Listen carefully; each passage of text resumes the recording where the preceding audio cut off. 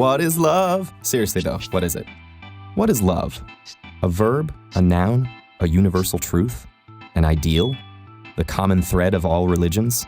A cult? A neurological phenomenon? There's no shortage of answers. Some are all-encompassing. It conquers all. It's all you need. It's all there is. These are all comparisons, though. Ways of defining it by contrast, by saying it's more important than all other things. But is it? Sure, love matters more than your standard turkey sandwich, but does it matter more than shelter, or sanity, or an exceptional turkey sandwich? No matter your answer, you're just ranking it, not defining it. Another challenge to defining love is we often try to do so while falling into it, or out of it. Would you trust someone who just won the lottery to accurately define the concept of currency? Or, I don't know, ask a guy to define bears while he's fending them off?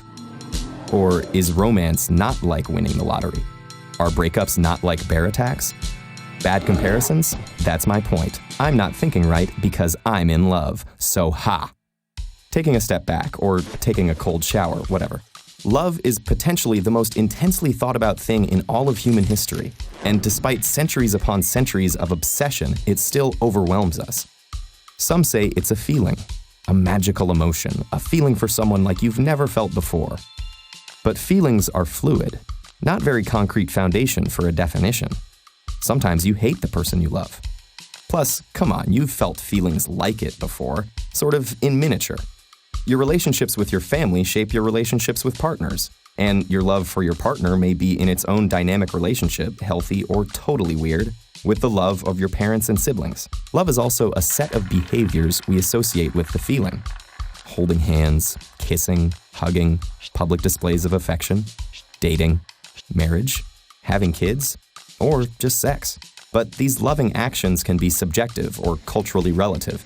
You may love or be someone who can't have kids or doesn't want to, who believes in marriage but also in divorce, who's from a culture where people don't really date the way we think of dating, or who just doesn't want to make out on the bus.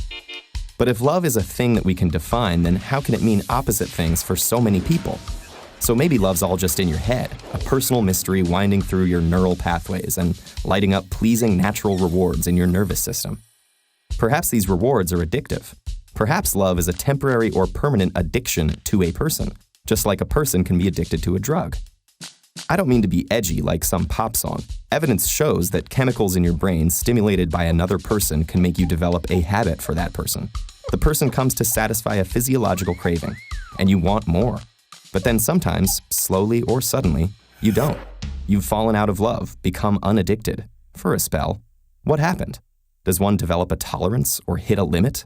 Why do some lovers stay addicted to each other their entire lives? Perhaps to create new lives? To proliferate their species? Maybe love is just human DNA's optimal method for bringing about its own replication. There are evolutionary arguments regarding every human mating behavior, from how we display ourselves to potential mates, to how we treat each other in relationships, to how we raise kids. Thus, some argue that the feeling you think you feel in your soul is just biology's way to make you continue our species.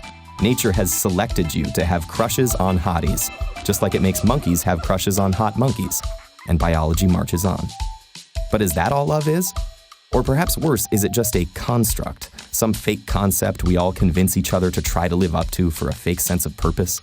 Maybe it is a construct, but let's be more precise about what a construct is. Because love is constructed from reality. Our experiences, feelings, brain chemistry, cultural expectations, our lives. And this edifice can be viewed through countless dimensions: scientific, emotional, historical, spiritual, legal, or just personal. If no two people are the same, no two people's love is the same either. So in every loving relationship, there's a lot to talk about, and partners should be open to that, or the relationship probably won't last. Love is always up for discussion, and sure, under construction. So if we can't define it, that's a good sign. It means we're all still making it. Wait, I didn't mean... You know what I meant.